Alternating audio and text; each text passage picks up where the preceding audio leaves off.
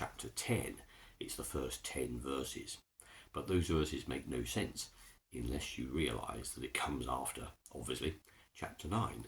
And chapter 9 in John's Gospel is that extended episode where Jesus heals a man born blind on the Sabbath.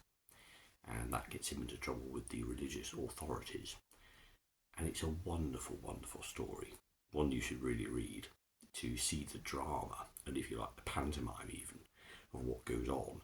Because the religious authorities argue back and forth with the man's parents and with the man himself, trying to dish some dirt, if you like, on Jesus, because he has done work on the Sabbath, and that surely invalidates any claim he has to be holy and good and from God.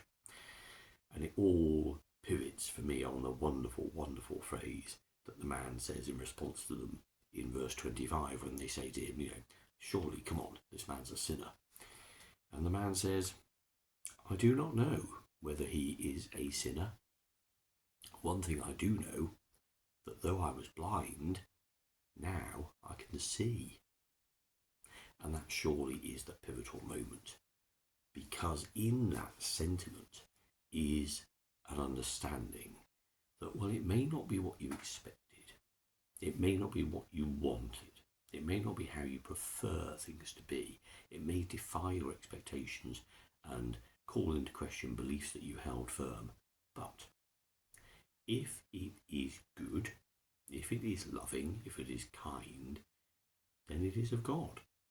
And if you choose not to see God in that act, then there's something spiritually blind about yourself. And that's what Jesus goes on to talk about in verses 1 to 10. Very truly I tell you, this is Jesus speaking, anyone who does not enter the sheepfold by the gate, but climbs in by another way, is a thief and a bandit. The one who enters by the gate is the shepherd of the sheep. The gatekeeper opens the gate for him, and the sheep hear his voice. He calls his own sheep by name and leads them out. When he has brought out all his own, he goes ahead of them, and the sheep follow him, because they know his voice. They will not follow a stranger, but they will run from him, because they do not know the voice of strangers. Jesus used this figure of speech with them, but they did not understand what he was saying to them. So again Jesus said to them, very truly I tell you, I am the gate for the sheep. All who came before me are thieves and bandits, but the sheep did not listen to them. I am the gate. Whoever enters by me will be saved, and will come in and go out and find pasture. The thief comes only to steal and kill and destroy. I came that they may have life and have it abundantly. The twisting and turning of those metaphors of sheep and shepherd and gates and all the rest of it are partially lost on us, in the sense of it's not our everyday experience, but we can still understand what it means. That the proper person, the person who's in charge, the person who the sheep recognise, is the real shepherd. And he's just making those claims about the religious authorities that yes, all they've done is literally lead people astray. They put obstacles in their way.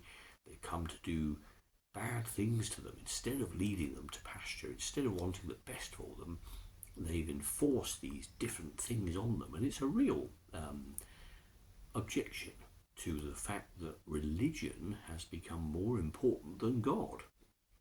And that whilst they say that the motivation behind everything they do is to praise and honour the Lord who made them, it's actually got completely lost. And in the story in chapter 9, that's totally and utterly revealed. Here is a man who was born blind and can now see. Surely there is no other response necessary than, isn't that fantastic? And yet this, of course, is so much the way that we all tend to approach everyday life. There are so many times when something great happens and we're not really on board with it, or maybe we're even jealous of it, or turn it away or reject it because it's not our way.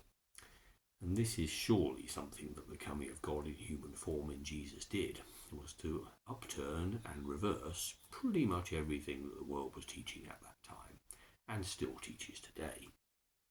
That the pursuit of personal happiness, that the idea of becoming rich is the ultimate aim, that possessions make for a full and vibrant life. When Jesus talks about having life in all its abundance, you can do that whilst in a prison cell. You can do that whilst dying in a hospital bed.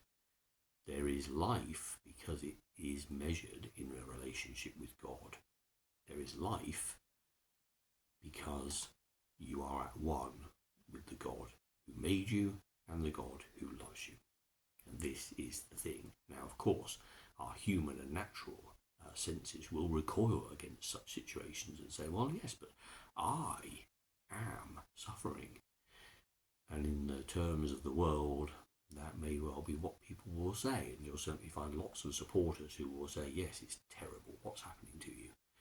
But in actual fact, what is happening in your heart is if you know and feel God's presence and you realize that the God who made all things is there with you, then there is life in all its fullness. And that's what a religion that talks more about rules and regulations will never give you. You can tick some boxes, but you'll never find a close personal relationship with God if that's all you do. And so that's what this message is all about. It's a very powerful one in terms of our own response to what happens to us in our lives every second of every day. And if our metric is, am I happy, am I content, then chances are we probably never will be. But that's why we have the great commandment to remind us that the most important thing in our lives is actually to get rid of ourselves, out of our centrality, out of the core of our being, and to put God back where God was made to be, in our hearts and in our minds, so that our words, and more importantly our actions, show that we treat people with love and kindness, that we do the things that build others up and are creative and supportive and loving, because we ourselves know that we have been so loved.